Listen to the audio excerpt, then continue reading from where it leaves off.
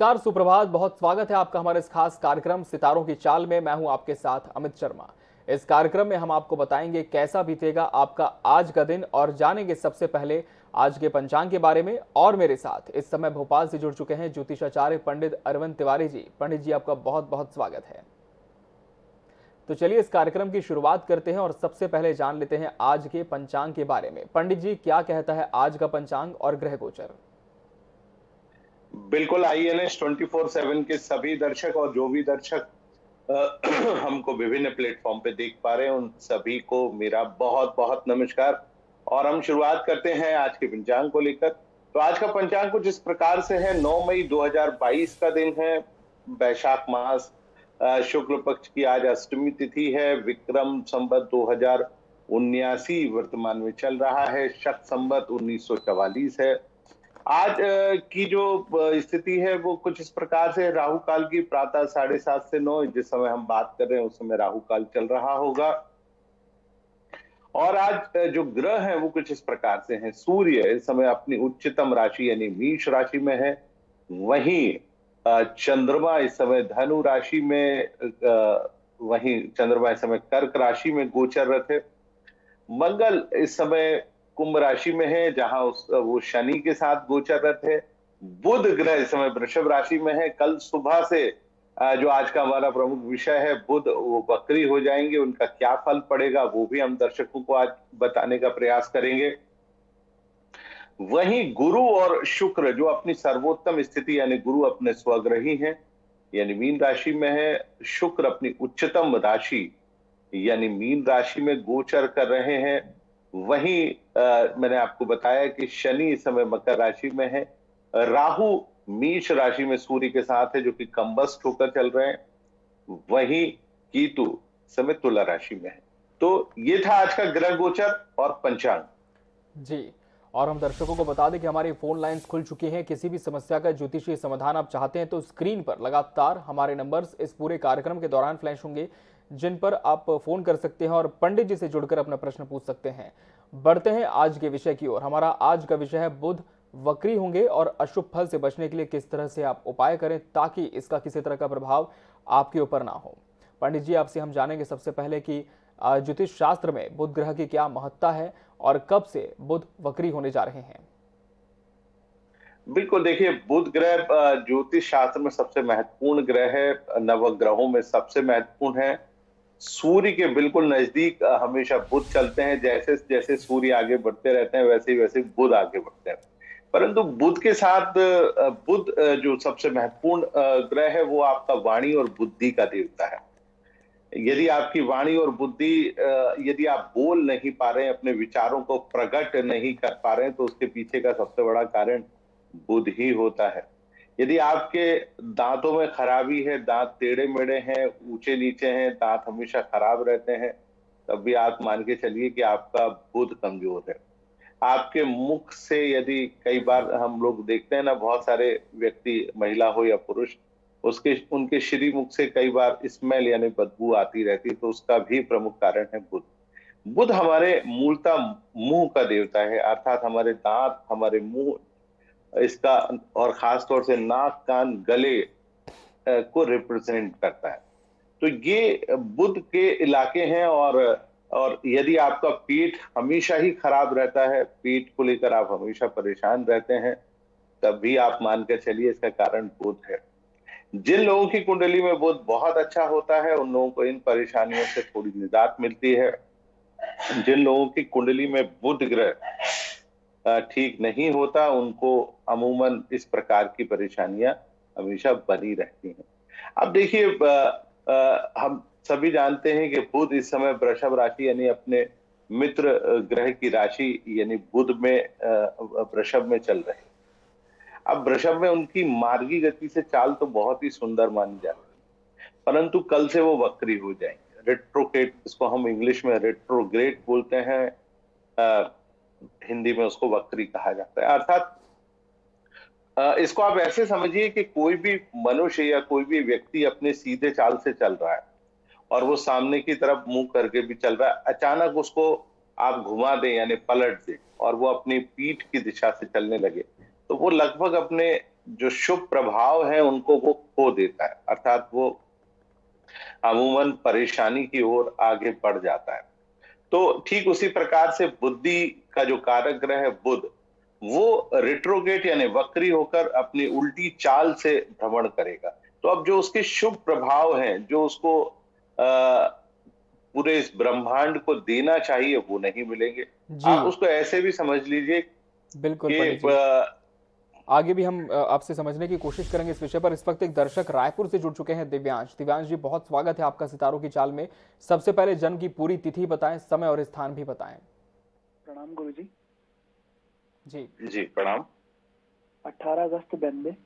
18 August 1992। 11:54 AM। 11:54 AM। जी, स्थान महासमुंद छत्तीसगढ़। छत्तीसगढ़ के महासमुंद जिले का जन्म है। जी, प्रश्न करें। पंडित जी, प्रशासनिक सेवा की तैयारी कर रहा हूँ, अभी तक सफलता नहीं मिल पा रही। जी पंडित जी। चलिए चलिए, मैं आपकी कुंडली बना रहा था और आपने कहा कि आप प्रशासनिक क्षेत्र में जाना चाहते हैं। तो दिव्यांश, बहुत खुशी की बात है कि आपने उस बाबत कम से कम सोचा तो सही। अब आपने कहा कि सफलता नहीं मिल पा रही है दिव्यांश जी, क्योंकि प्रशासनिक सेवा का एकमात्र ऐसा क्षेत्र है जिसमें एक बार दो बार में कई बार सफलता नहीं मिलती। आपकी कुंडली कुछ इस प्रकार से बनती है, तुला लग्न और मीन राशि का आपकी जन्म कुंडली है। और आपके ऊपर जो वर्तमान में विंशोत्तरी महादशा चल रही है वो तो बहुत शानदार है। खासतौर से अभी 10 फरवरी से जो प्रारंभ हुई है, शुक्र में बुध का प्रत्यांतर है जो कि 11 दिसंबर 2024 तक चलेगा। मुझे लगता है ये एक बेहतर समय रहेगा जिसमें आपको सफलता मिलना चाहिए। अब चूंकि कंपटीशन के भाव का कारक, जो कंपटीशन यानी शिक्षा प्रतियोगिता में हम जिन ग्रहों की मदद लेते हैं जो कि प्रतियोगिता परीक्षा में सफल होते हैं, उनमें शनि की सबसे महत्वपूर्ण भूमिका है। शनि ग्रह आपकी मूल कुंडली में चौथे भाव में वक्री गति से बैठे हुए हैं, यही आपको कंपटीशन में सफलता दिलाएंगे।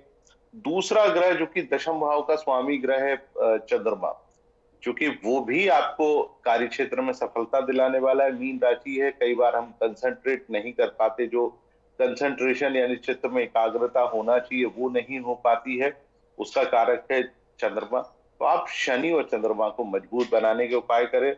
और दूसरा सबसे महत्वपूर्ण चीज जो होती है वो यह है कि इस समय शनि की 7.5 भी आपके ऊपर प्रारंभ हो गई, तो इसलिए भी आपको शनि और चंद्रमा से जुड़ा हुआ उपाय दिव्यांश जी अवश्य करना चाहिए। मुझे लगता है इससे आपको सफलता अवश्य प्राप्त होगी। बिल्कुल। वहीं निजी परामर्श के लिए भी दर्शक ले सकते हैं, पंडित जी से उनका संपर्क कर सकते हैं। उनके नंबर हम लगातार स्क्रीन पर दिखा रहे हैं। पंडित जी, हम फिर से लौटते हैं विषय की ओर। जिस तरह से आप हमें जानकारी दे रहे थे कि बुध जब वक्री होंगे तो इसके किस तरह से प्रतिकूल प्रभाव देखने को मिलेंगे, अगर हम राशियों की बात करें तो विभिन्न राशियों पर इसका किस तरह से प्रभाव होगा? बिल्कुल, मैं पहले थोड़ा सा देश और दुनिया बता देता हूँ, मध्य जी प्रदेश बता देता हूँ, छत्तीसगढ़ बता देता हूँ। तो देखिए, भारतवर्ष की जो कुंडली है वृषभ लग्न और कर्क राशि की है, और पंचम भाव जो भारतवर्ष की कुंडली में है वो राजनेताओं का भाव है। तो आप देखिए कि शासन सत्ता पक्ष से जुड़े हुए जितने भी कार्य हैं उसमें कहीं ना कहीं परेशानी इस पूरे देश को देखना पड़ेगी, क्योंकि ये भाव ही उस भाव का स्वामी ग्रह है। तो वक्री बुध आप मानकर चलिए कि थोड़ा सा और तंग करेगा। दूसरा, हम इससे और थोड़ा सा आगे बढ़ के देखते हैं, इस समय दुनिया में रशिया और यूक्रेन के बीच में लड़ाई चल रही है। यूक्रेन चूंकि वृषभ राशि का देश है और उसी में ही बुध ग्रह इस समय वक्री गति से घूम रहा था। तो आप देखिए कि वक्री बुध के प्रभाव के चलते हो सकता था यूक्रेन कहीं ना कहीं कंप्रोमाइज करता, परंतु बुद्धि का कारक है, तो क्योंकि आज रूस कोशिश करेगा कि विक्ट्री डे है उनका, तो आज लड़ाई को समाप्त करे, परंतु ये लड़ाई समाप्त होने में मुझे कुछ संभावनाएं कम ही दिखाई देती हैं। बुध के वक्री गति के प्रभाव के चलते एक बार पुनः परेशानी होगी। वक्री बुध का दूसरा प्रभाव ये होगा कि पेट्रोल, गैस और कई चीजों में महंगाई जो है वो और तेजी से बढ़ सकती है। मुझे लगता है कि इनके भाव में और वृद्धि होगी। बात करते हैं विभिन्न राशियों को लेकर, तो सबसे पहले हम मेष राशि की बात कर लेते हैं कि मेष बिल्कुल राशि वाले जातकों के पंडित जी, लिए। हम मेष राशि से शुरुआत करेंगे। इस वक्त एक दर्शक रायपुर से जुड़े हैं, विजेता। विजेता जी, बहुत स्वागत है आपका सितारों की चाल में, जिनके विषय में भी आपका प्रश्न है। सबसे पहले उनके जन्म की पूरी तिथि बताएं, समय और स्थान भी बताएं। 13/4/1986। 13/4/1986। रायपुर। रायपुर। जन्म का समय 11:52 AM। 11:52 AM। जी, सवाल करें। इनकी विवाह नहीं हो पा रहे हैं, दिक्कत आ रही। जी, विवाह होने में परेशानी आ रही है पंडित जी इनके। चलिए, आपके प्रश्न का मैं उत्तर देता हूं। और आपकी कुंडली कुछ इस प्रकार से बनती है। कर्क लग्न और वृषभ राशि की कुंडली है। रोहिणी नक्षत्र के दूसरे चरण में आपका चूंकि जन्म हुआ है, आपने कहा विवाह में दिक्कत आ रही है। चूंकि कुंडली मांगलिक बिल्कुल भी नहीं है, इसलिए विवाह आपका निसंदेह बेहतर जल्दी होगा। बृहस्पति चूंकि जो विवाह का कारक ग्रह है और जो आपके कुंडली में भाग्य का स्वामी ग्रह भी है, वो आपकी जन्म कुंडली में 8वें भाव में यानी अष्टम भाव यानी कुंभ राशि में पड़ा हुआ है। वहीं एक और दूसरा ग्रह जो कि आपके विवाह में सबसे ज्यादा महत्वपूर्ण भूमिका निभाने वाला है, वो है मंगल। चूंकि पंचम भाव का स्वामी है, वो भी आपकी जन्म कुंडली के अष्टम भाव में पड़ा हुआ है। वर्तमान में दशा तो बृहस्पति की चल रही है, जिसका काम ही विवाह कराना है। परंतु मुझे लगता है कि आपके विवाह के जो सबसे ज्यादा योग बनेंगे वो 28 दिसंबर 2022 से बनेंगे। और मुझे लगता है कि 1 महीने के अंदर आपका वो विवाह, 1 साल के अंदर विवाह अवश्य करा देंगे। तो आप थोड़ा सा इंतजार करिए। लेकिन एक उपाय आपको बता देता हूं कि आप गुरु ग्रह को मजबूत करने का उपाय अवश्य करिएगा, जिससे आपका विवाह संबंधी कार्यों में जो बाधाएं उत्पन्न हो रही हैं, वो मुझे लगता है कि स्वतः ही समाप्त होंगी। बिल्कुल, इन उपायों को कर सकते हैं विजेता जी, और निश्चित तौर पर सफलता मिल सकती है। वहीं पंडित जी से निजी परामर्श भी दर्शक ले सकते हैं, उनके नंबर हम लगातार स्क्रीन पर फ्लैश कर रहे हैं। पंडित जी, हम लौटते हैं विषय की ओर। हम विभिन्न राशियों पर पड़ने वाले प्रभाव की चर्चा कर रहे थे। जी जी, मैं सबसे पहले मेष राशि के बारे में चर्चा कर रहा था, क्योंकि मेष राशि से बुध जो है द्वितीय भाव में भ्रमण कर रहे थे। अब उनका वक्री गति से घूमना वाणी के लिए थोड़ा सा कमजोर है। चित्त में कई मामलों में एकाग्रता लाने में परेशानी देगा। धन संबंधी कार्यों में कहीं ना कहीं अटकन लेकर आएगा। तो थोड़ा मेष राशि वाले जातक थोड़ा सावधान रखें और अपने स्वास्थ्य का भी ध्यान रखें। वहीं हम बात करते हैं अगली राशि यानी वृषभ राशि के बारे में। तो वृषभ राशि में ही चूंकि बुध है, अब उसका वक्री गति से घूमना बुध वृषभ राशि वाले जातकों के लिए थोड़ा सा बेहतर नहीं है। चूंकि आपकी जन्म कुंडली में ये पंचम भाव यानी संतान भाव का स्वामी है, वहीं धन भाव का भी है। तो थोड़ा सा ध्यान रखें, धन और संतान से जुड़ी हुई कुछ समस्याएं आ सकती हैं। तो कोशिश करें कि आप इनसे निजात पाएं। बुध का उपाय करें, पन्ना रत्न पहने, या आप भगवान गणपति की पूजा अर्चना भी कर सकते हैं। उससे भी कहीं ना कहीं बुध ग्रह आपकी कुंडली में मजबूत होगा। मिथुन राशि वाले जातकों की हम बात करते हैं, क्योंकि मिथुन राशि का तो ये राशि स्वामी ही होता है, और उसका वक्री गति से घूमना मिथुन राशि वाले जातकों के लिए किसी भी रूप में शुभ नहीं माना जा सकता। तो आपको बेहद सावधानी की आवश्यकता है। सबसे पहले तो आप अपने स्वास्थ्य का ध्यान रखें। वाहन बहुत सावधानी से चलाएं। किसी भी प्रकार से तेज गति से आप वाहन को बिल्कुल मत चलाइएगा। दूसरा, धन का लेन देन बहुत सोच समझ कर करिए। माता के स्वास्थ्य का पूरा ध्यान रखिए, ताकि आपके जीवन में कष्ट बिल्कुल भी नहीं आए। अगली राशि यानी कर्क राशि की हम बात करते हैं। तो कर्क राशि से बुध ग्रह चूंकि पराक्रम भाव का स्वामी है और कहीं ना कहीं व्ययेश भी है, तो उसका अब आपकी कुंडली में, आपकी राशि में व्यय को बढ़ा देना, मित्रों परिजनों से लाभ ना मिलना, इस प्रकार की समस्याएं कर्क राशि वाले जातकों के लिए आने की संभावनाएं बनती हैं। वहीं हम बात करते हैं सिंह राशि वाले जातकों की। तो सिंह राशि में बुध ग्रह 2 भावों का स्वामी होता है, आय और धन। तो मुझे लगता है कि चूंकि वही दशम भाव में बैठेगा और आपके आय और धन में कहीं ना कहीं कमी लेकर आएगा, कुल कुटुंब में भी कुछ परेशानियां वो लेकर आ सकता है। तो थोड़ा ध्यान रखें। वहीं हम बात करते हैं कन्या राशि वाले जातकों की। तो कन्या राशि का स्वामी होता है, और कन्या राशि का स्वामी होकर ये भाग्य स्थान में गोचर कर रहा है। तो थोड़ा सा स्वास्थ्य का ध्यान रखें। किसी से वाद विवाद बिल्कुल भी ना करें। यात्रा यदि आप करने जा रहे हैं तो बहुत सोच समझ कर यात्रा करें, तो निसंदेह आपको अवश्य लाभ की प्राप्ति होगी। इसके बाद हम बात करते हैं तुला राशि वाले जातकों की। तो तुला में राशि वाले जातकों के लिए ये भाग्येश होता है और व्ययेश भी होता है, माने खर्च भी कराता है। तो आप मानकर चलिए कि आपके जीवन में बुध जो कि भाग्य का कारक है, थोड़ा भाग्य संबंधी अवरोध लेकर आ सकता है, थोड़ी परेशानियां लेकर आएगा, व्यय थोड़ा बढ़ा देगा, खर्च की मात्रा को बढ़ा देगा। तो थोड़ा सा ध्यान रखने की आपको आवश्यकता है इस बाबत। वहीं हम बात करते हैं वृश्चिक राशि वाले जातकों के लिए। तो ये अष्टम भाव का स्वामी है, इस समय सप्तम भाव में चल रहा है। तो वैवाहिक संबंध, प्रेम संबंध, इनमें कहीं ना कहीं वो बाधाएं और परेशानियां लेकर अवश्य आता है। तो थोड़ा ध्यान रखें कि इन क्षेत्रों से बचें और वाहन खासतौर से बेहद सावधानी से चलाएं। धनु राशि वाले जातकों की हम चर्चा कर लेते हैं। तो धनु राशि में ये दो प्रमुख भाव यानी सप्तम भाव और कर्म स्थान का स्वामी है। इसका वक्री होना अपने आप में ठीक नहीं माना जाता, तो थोड़ा सा ध्यान रखें। कार्य क्षेत्र में बाधाएं लाएगा, प्रेम संबंध और वैवाहिक संबंधों में कहीं ना कहीं खटास भी लेकर आ सकता है। बात करते हैं मकर राशि की। तो मकर राशि वाले जातकों की कुंडली में यह पंचम भाव का छठे भाव का कारक है और उसके साथ साथ सबसे महत्वपूर्ण चीज चूंकि भाग्येश भी है। तो रोग आपको बढ़ सकते हैं, यात्रा में बाधाएं आएंगी, विरोधी बहुत परेशान करेंगे और कहीं ना कहीं भाग्य में आ रहे अवरोधों में ये और वृद्धि कर सकता है।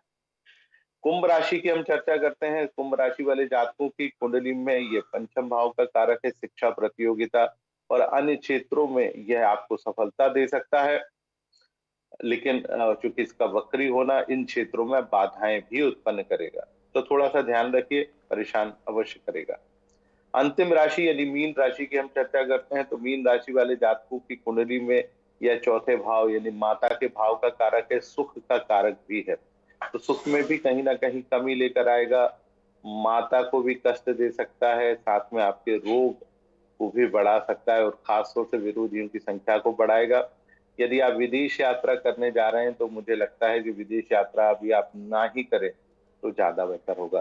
तो ये 12 राशियों पर वक्री अशुभ बुध का प्रभाव था। जी पंडित जी, हम ये भी आपसे जानना चाहेंगे एक बार फिर कि ये जो प्रभाव है विभिन्न राशियों पर कब तक ये देखने को मिलेगा? देखिए, बुध का चूंकि मूलतः भ्रमण 28 दिनों का होता है, जी तो ये प्रभाव आपको 28 दिनों तक तो सबसे ज्यादा प्रभाव देखने को मिलेगा।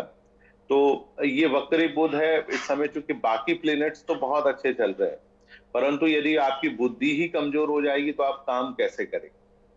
तो ये प्रभाव 28 दिनों तक तो सबसे ज्यादा रहेगा, तो थोड़ा ध्यान रखें। जी भगवान गणपति की पूजा अर्चना करें, जो पन्ना रत्न पहन सकते हैं वो पन्ना रत्न पहने।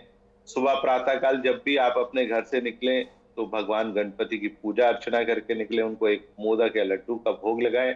दूर्वा चढ़ा सकते हैं तो दूर्वा चढ़ाइए। और बुध का जो सबसे सुंदर मंत्र है आप उसका जाप कर सकते हैं नियमित रूप से जब तक कि वक्री बुध चल रहा है। मंत्र कुछ इस प्रकार से है, ओम बुम बुधाय नमः। बहुत साधारण सा मंत्र है, आप इसका जाप करिए, बुध को मजबूत करिए, जी वाणी के देवता को मजबूत करेंगे तो निसंदेह लाभ की प्राप्ति अवश्य होगी। बिल्कुल पंडित जी, अब बढ़ते हैं दैनिक राशिफल की ओर। शुरुआत कर लेते हैं मेष राशि के जातकों के साथ। बिल्कुल, और हम शुरुआत करते हैं मेष राशि के जातकों से।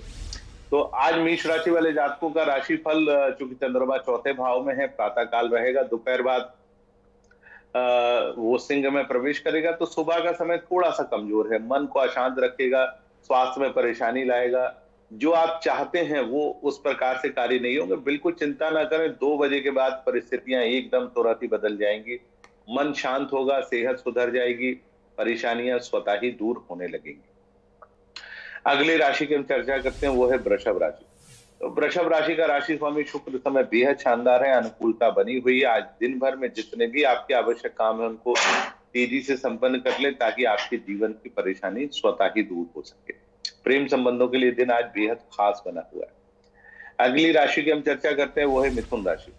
मिथुन राशि वाले जातकों का भी आज समय दोपहर बाद से बेहद शानदार हो रहा है, लेकिन सुबह आप धैर्य पूर्वक काम करें, वाद विवाद ना करें, जरूरी काम को टाल दें, किसी से मेल मुलाकात करनी है तो उससे भी बचें। लेकिन दोपहर बाद का समय बेहद शानदार है, मन प्रसन्न होगा, आपके कामकाज में उत्तर उत्तर उन्नति होगी और प्रेम संबंधों में भी सामान्य स्थिति अवश्य उत्पन्न होगी। अगली राशि यानी कर्क की हम बात करते हैं तो कर्क राशि वाले जातकों की भी स्थिति कुछ इस प्रकार से ही रहेगी। क्योंकि चंद्रमा का गोचर दोपहर तक आपकी राशि में रहेगा, दोपहर बाद वो सिंह राशि में प्रवेश कर जाएगा।